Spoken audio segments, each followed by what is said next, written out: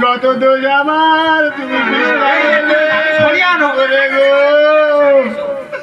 ও স্বামী গো ও বাবা গো তুমি যদি আগে আসতে তাহলে 20 টাকা খেত না মা। কি সর্বনাশ হলো গো মা ও বাবা, ওর পা দিয়ে পড়তে বলো, দেবে দেবে। তুমি মা হাত থেকে পড়ো, মুখে পড়ুনি। আমি মরে যাবো রে মরি গেছে।